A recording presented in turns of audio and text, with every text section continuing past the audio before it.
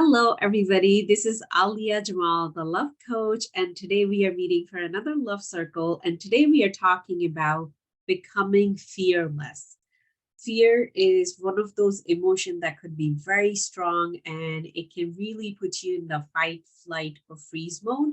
So today we are taking some time to understand it better and get you a game plan to live your fearless life. So first, let's talk about what is fear. So I have really gotten into checking Google for all these definitions. And what I got is it's an unpleasant emotion caused by the belief that there is something or someone is in danger and it's likely to cause a pain or a threat. So that's the definition of fear. It is a belief that is creating everything that comes after it. And of course, it starts with a trigger. And what we do know, the way that we think comes from our unconscious programming. It is part of our unconscious mind. So no matter what fear that you're struggling with right now, it's coming from your unconscious mind. And that's why it feels so hard to get over it. You might have heard just walk through your fear, just take an action, even if you're afraid. And it feels like you're physically it's impossible for you to do it, but once you understand, because once we understand and we become aware, it creates an expansion within us. Taking the action becomes easier.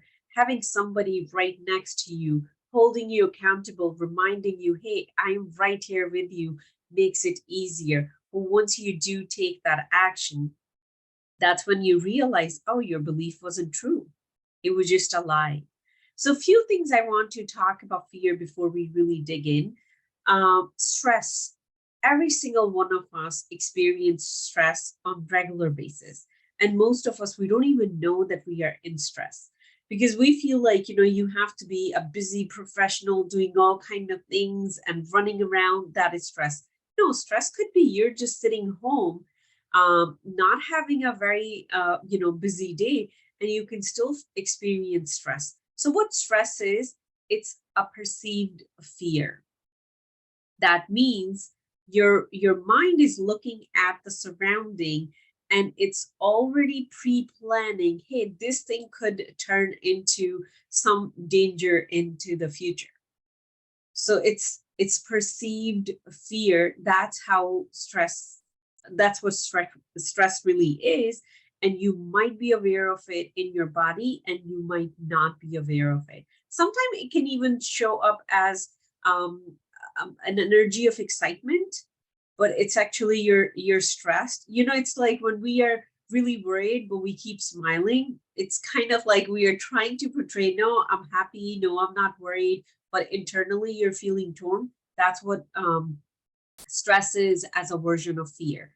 Another thing, an unprocessed fear. And when I say unprocessed, a fear that kept showing up in your life, and you never took the time to sit down, feel it, unpack it, move through it, that becomes anxiety. And anxiety is also something that pretty much every one of us have either heard or experienced at some point in our life, especially if you have gone through a big change in your life, if you have gone through some kind of loss. It starts with grief, and over time, it does tend to turn into anxiety. So sometimes it's just part of the healing process, but also know that anxiety is coming from fear as well. So today we want to dig in. We really want to learn what is fear, how it's impacting you, why do you want to get over it, and how do you get over it. But a good chunk is going to be about understanding fear. So fear generally, if we are just speaking, generally what fear play, like, what fear really is and why it even exists in nature. Fear exists in animals, it exists in human. Uh, Pretty much every living thing that we know that moves around does experience fear. Fear is a survival mechanism, but it's biological. If I hear, like, a big thud, I'm just going to like, go through that physical moment. Oh my God, something is wrong here. That's fear. It's biological. It's here to save me. It's here so I can, get up and I can start running. So I can save myself. But what has happened now that we are not living in a forest, we are not living in caves, we are living in beautifully curated homes that are perfect in temperature, and there's nothing coming to eat us or like, shred us to pieces. Now, fear has become more psychological. We just keep fearing something that we don't even know what it is. And it just stays there, and the feeling never leaves us. Sometimes we call it stress, sometimes we call it I'm very anxious or I am very afraid. We give it all kind of different names, but it's more like a feeling. So I'm going to leave the biological right there. We all understand the biological aspect of fear. If you hear any loud noise or anything, run for your life. Your body would just tell it to you. You won't even have time to think. But let's talk about the psychological fear. So there are two fears that we are born with. One is fear of loud noises, and the second one is fear of falling. Again, both biological. But every single other fear has been instilled within us. We have absorbed from our environment, and it was told to us or brought to us to make you feel safe. So, for example, my the generation I grew up in, you never talk to the strangers. That was like, fear of strangers. You never talk to the stranger; he'll kidnap you. I grew up in the part of the world. I grew up in the time in the world where kidnapping kids was like, the a really big thing at that time. Hopefully, it's not. So my mom taught us every single day, you're not going to talk to a stranger. You're not going to take anything from a stranger. So that was fear of strangers or somebody of fear of unknown being installed in me or instilled in me every single day. So what happens? Our conversation in our mind changes. There's three voices in our head talking to us all the time. First one is voice of fear. Second is voice of others. And the third one is our higher self. So let's talk about the first voice. Whenever this voice will, say something to you, don't do that, don't go there, don't do this. Ask it, is it biological? And 99% of the time, it's not. And if it's psychological, it's coming from those times when you were taught to be afraid because safety was so important. For example, let's say if you did grow up in a war zone, if you did grow up in an urban area where, like, gunshots were a very common thing.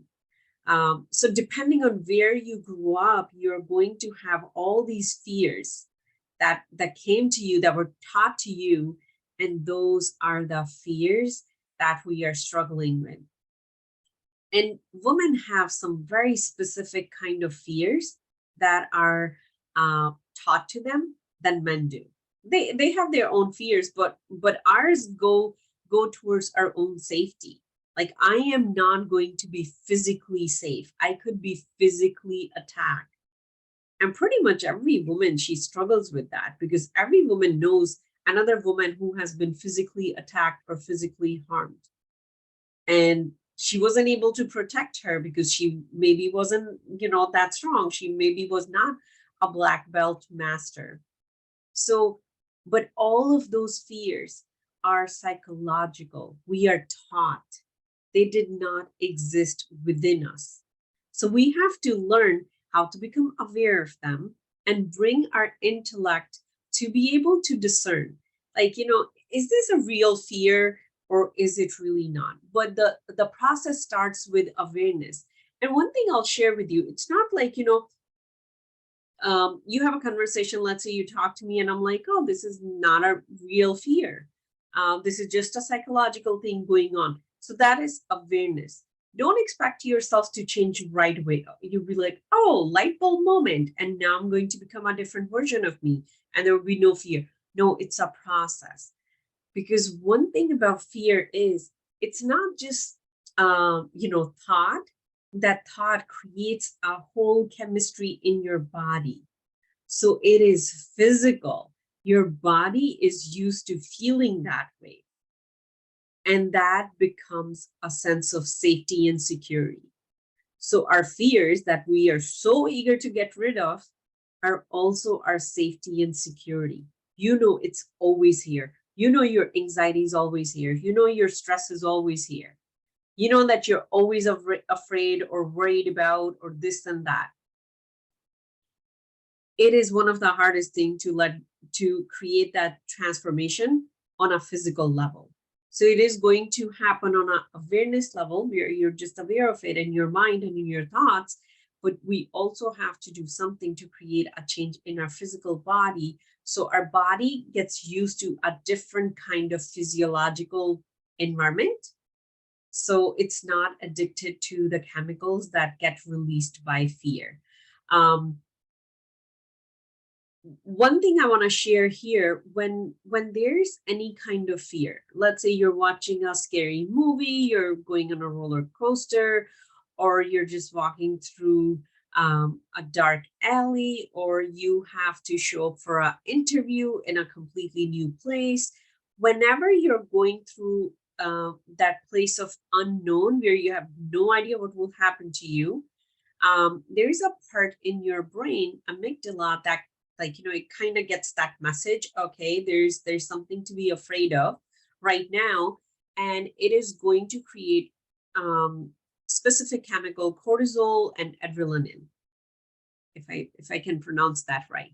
So it is going to create those two chemicals. They go in your body, increase your heart rate, because your body is getting ready to run. It's getting ready to fight, flight, or freeze, whatever it needs to do. Blood rush to your hands and your legs because it's getting ready. In that moment of that trigger that happened, and now you're in this physically changing environment, that's what we also call panic attack. Because in that moment, if you can get up and run, you're going to just move through that energy, or that energy is going to just move through you and be like, oh, I'm safe.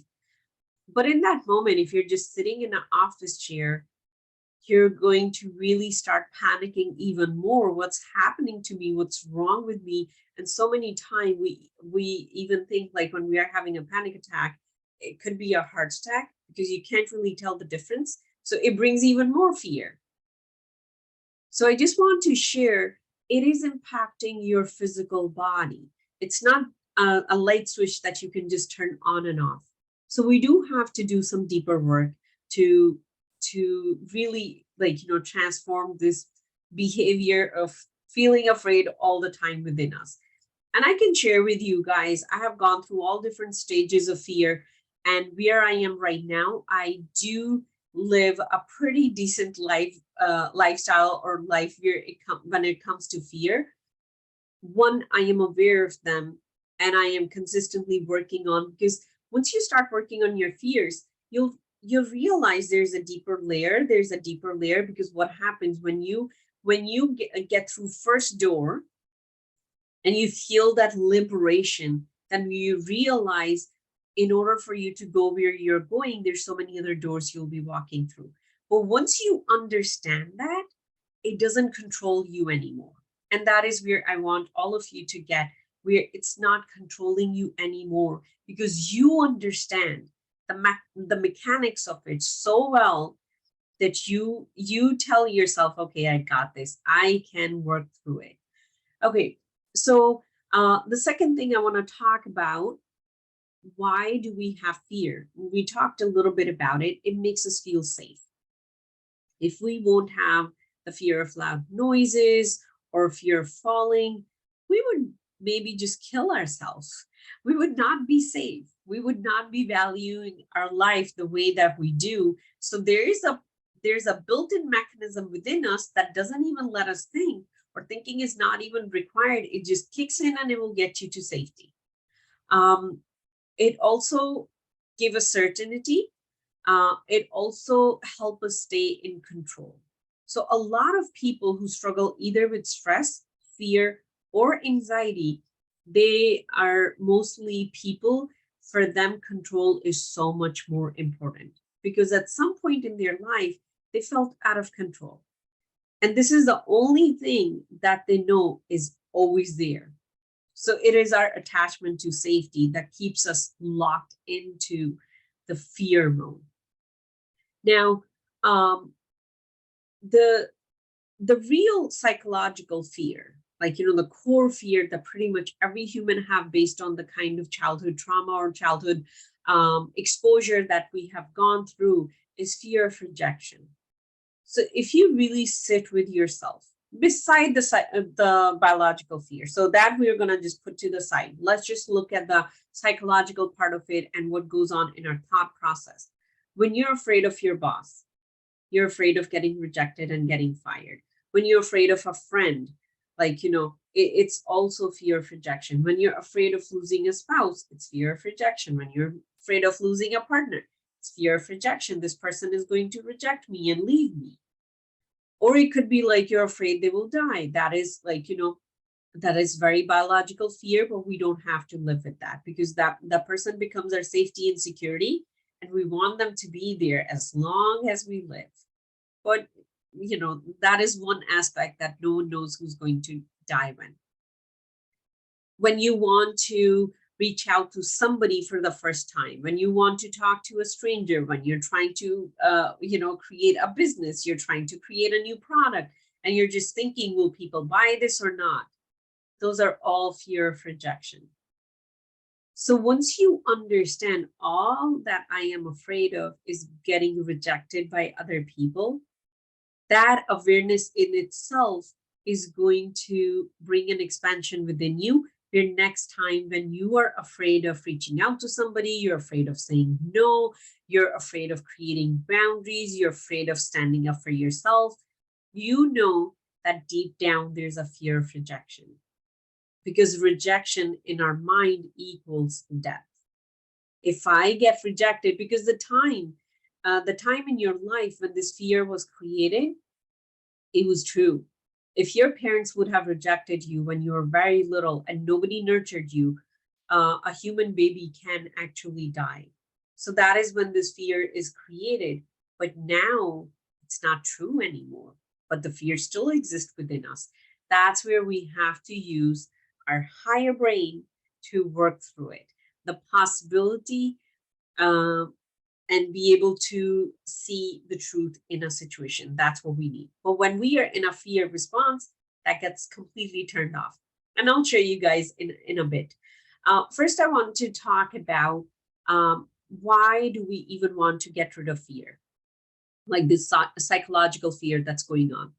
Because it puts us in fight, flight, and freeze mode.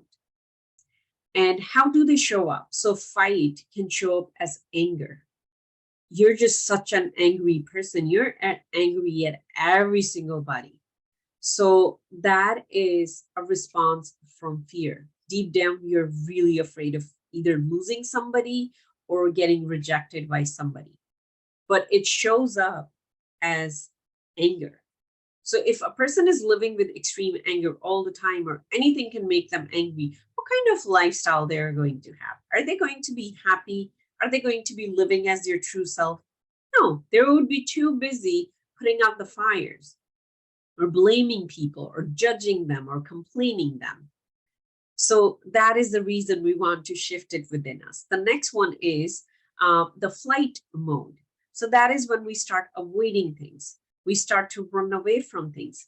We travel pretty much every month. We keep going back to school, and instead of getting a job, we just keep going back to school.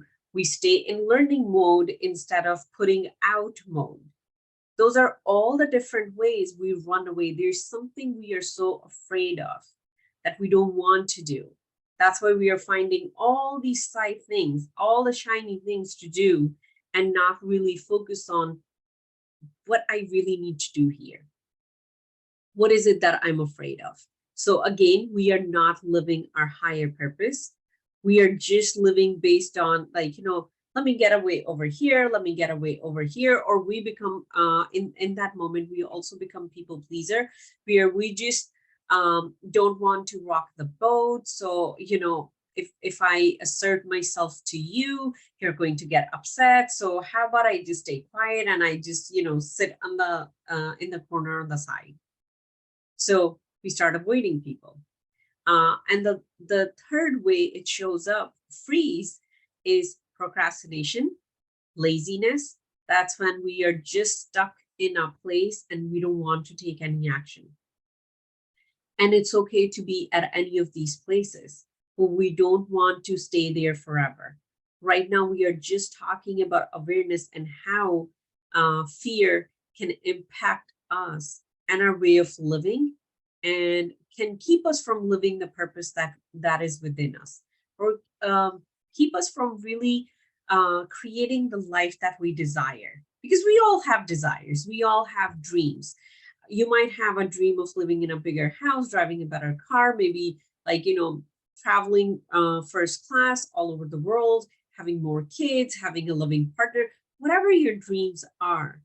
The potential is all within you. The answers are all within you. But in order for you to get to that, you have to go through these fears. So you have to get honest with yourself right now and really look at yourself with that kind of honesty and say, am I willing and ready to change this? Because whatever I want exists on the other side of it. And again, I'll tell you, there's going to be many levels of that.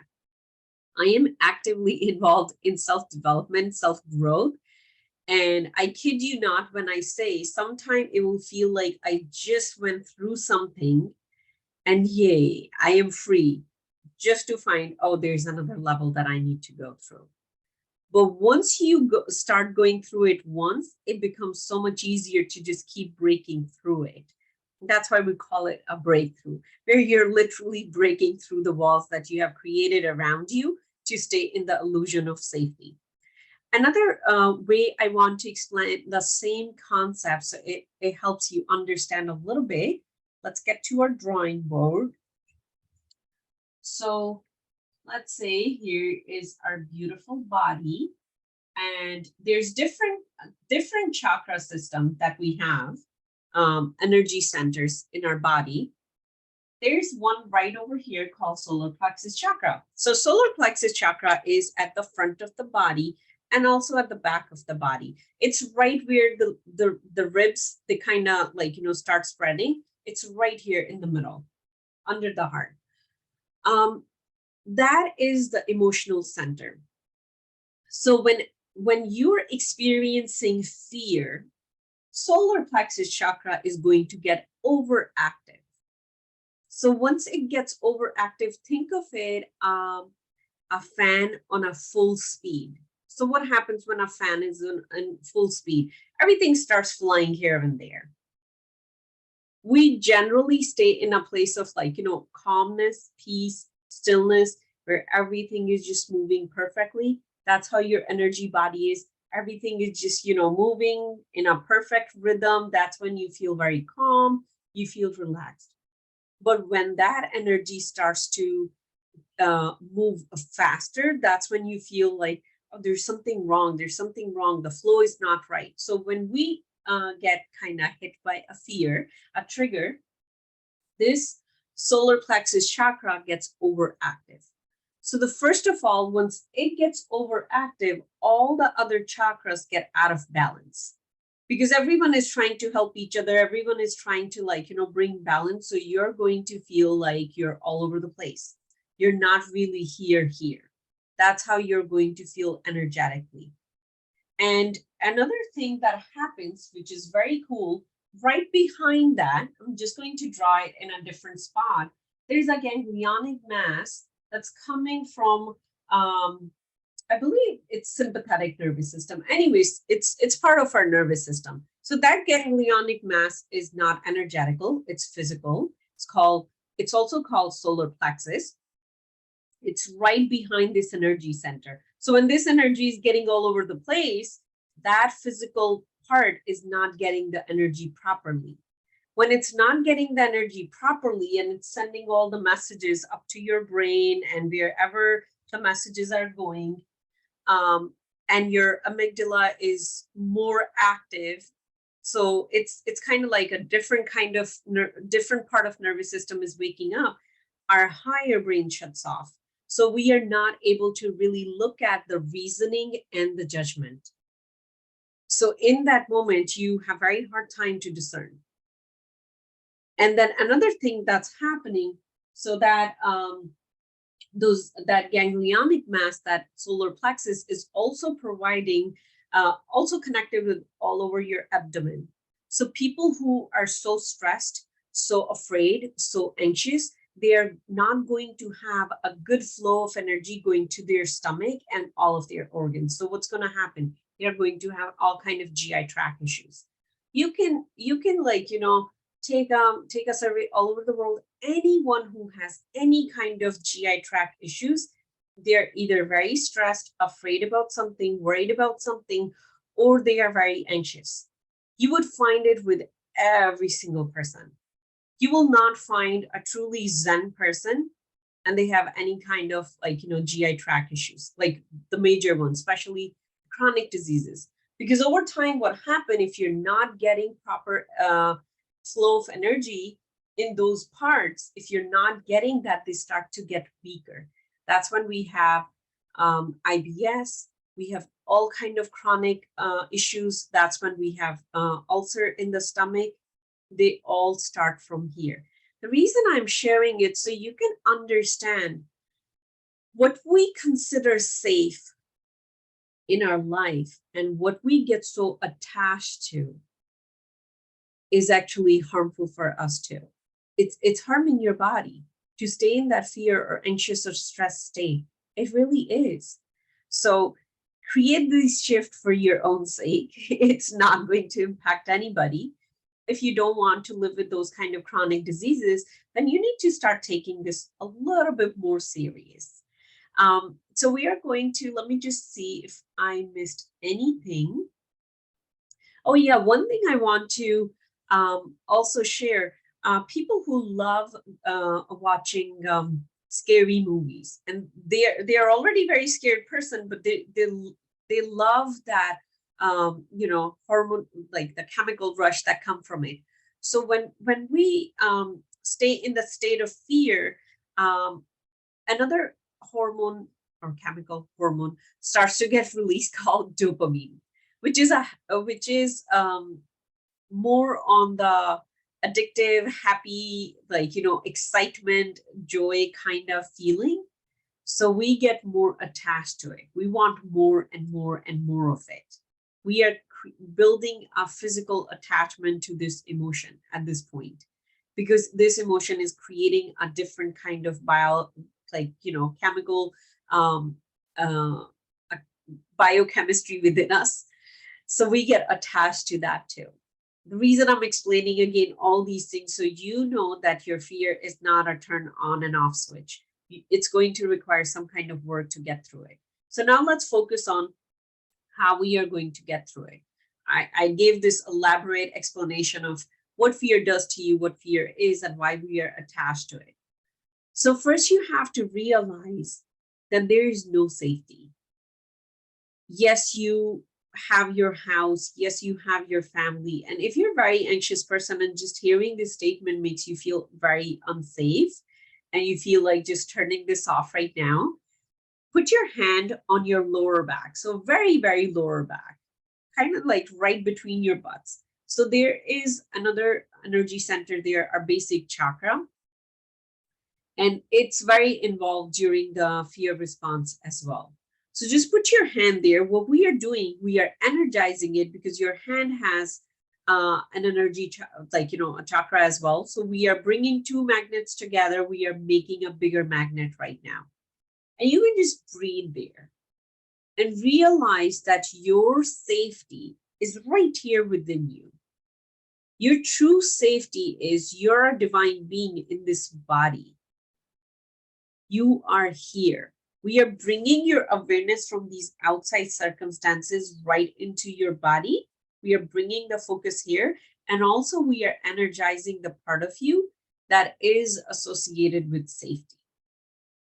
Or you can just put your hand there and say, I am safe, I am safe, I am safe. You're reassuring yourself, I am safe, I am safety. I don't need to look for it outside of me. What is outside of you? Your relationships, your surrounding, your wealth, or the kind of work that you do. So, for example, the kind of work I do, I'm pretty attached to it. But at the same time, I have grown to understand I am not this. This is not everything about me. Let's say tomorrow, if I cannot be a coach, it's not going to be like, okay, I can't live anymore because that was my safety. So it creates the detachment from everything that's around you, everything that you do, and it brings it right into your existence. So just putting your hand on your lower back. So that is one thing you can do, bringing all the focus here, but also realizing that there is no safety. Anything can happen in the world that we live in, and it is okay because you are safe being here. You would always know what to do. Even if you lose a loved one, you would know how to go through it because you're one of the highest creation created that we know of. So it's really, really coming home inside of you, not just focusing all over here. The second thing is that you can start practicing is really calming your nervous system. So for that, you can use essential oils. Um, one of the famous one is lavender. It really helps calm down your nervous system. If you're somebody who's afraid or anxious or worried all the time or in stress mode all the time, you need to have a routine for yourself to calm your nervous system. It could be a foot massage, it could be foot reflexology, it could be a bath at the end of the day, or it could be just 30 deep breaths. Whatever works for you, but you need to introduce a way to calm down your nervous system. It could even be yoga. There are a few yoga poses that you can check out on YouTube. So they are for relaxing your vagus nerve. So if you just write like, vagus nerve yoga, there are a couple of poses. It's like, twist pose. It helps you get grounded. It helps you get calmed down because fear is in the sympathetic nervous system and calm is in parasympathetic nervous system. So we need to turn this one off and turn this one on and really come home to our natural way of being. If you look at a newborn baby, how are they? They're just there. They're present. They are not worried about anything. That is our natural state of being too. And it doesn't matter how old you are, that now you're adult, you have a mortgage, you have kids, you have car payments. It doesn't matter. Always your natural state of being, your true natural state of being would stay just like that baby. So that is what we are working towards.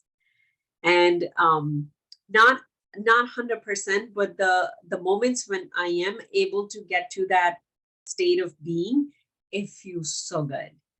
So I'm just inspiring all of you to really strive to get to that way of being.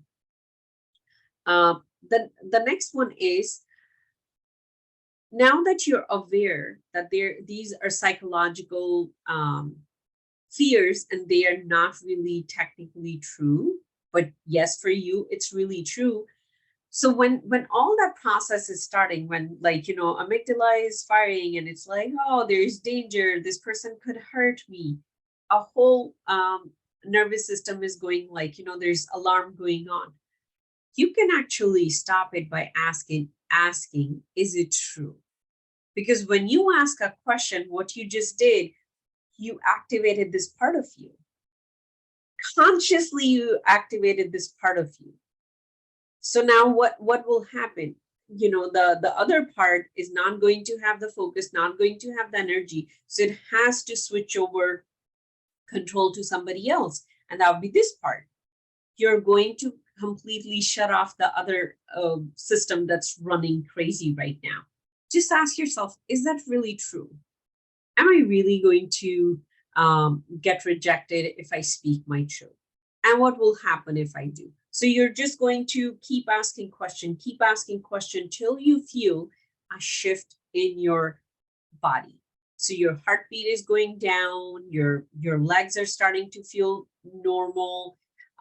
You can do it in your head, but if you have a paper and pen ready, start writing it down. That is also going to calm your nervous system, because again, it's using different parts of you.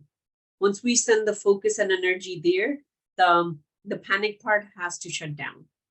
So you can even start writing, okay, this is what I'm worried about, or this is what I am afraid about. Is it true? Is it really true? What will happen if, what I'm thinking is true? And what will happen if it's not true? Keep asking yourself questions, because you're activating this part of you. So it's just getting into that habit of start asking yourself, is it really true? You might have heard, don't believe everything your mind tells you. So that's what we are doing. You're just starting to question it. Once you question, you shift to a different nervous part of nervous system. And that's how you can get calm very easily. And you can come out of that stress. That's why a lot of people take up journaling as a new habit, because it calms them down. It eases their stresses. That's how it works, because the power of question is it changes everything within your body. And the last one is breath. So what I'm going to share with you, this point right here, you're going to put your finger. So your finger has a tiny chakra here, which is an energy center. So we are using the power of that tiny thing, and we are putting it in the middle of your solar plexus chakra. And now we are going to take 3 deep breaths, 10, 30, whatever you feel like you need in that moment. So take a deep inhale, but feel like as if you're inhaling from that spot. How we are going to do it? While you're inhaling, you're going to focus on where your finger is. So a deep inhale and exhale. And if you can breathe from your belly, that's actually better, because that is going to let your diaphragm expand, and that also calms down your nervous system. So breathing could be part of the calming your nervous system strategy, or it could be something you're doing all the time. And then on top of that, you have a way of unwinding at the end, or like calming down. For me personally, at the end of the day, it's mostly meditation or reading a book. I have different books for nighttime reading that are not very deep, or I have to think. They are more easy to read, calm, relaxing. So you can either do that, or you can even meditate right before bedtime. 10 minutes, 5 minutes. Just close your eyes and breathe from your belly. Even that would do. If you are managing how your body is feeling in terms of stress, fear, or anxiety every single day, it's not going to build up. It's not going to lead to some kind of panic attack, stroke, or any other kind of crazy things our body do when it's under stress, because you're acknowledging it every single day. So that is how, my friends, you can go from living with fear to becoming fearless when you are present with your nervous system and you're taking control by asking questions. Are these fears really real? When you are calming your nervous system down and you're actively creating a change in your body every single day. And pretty soon you're going to realize you don't feel the way you used to feel before. And the same triggers that used to put you into fear don't impact you anymore. So just give yourself a challenge of maybe 30 days. And after 30 days, see how you feel any different.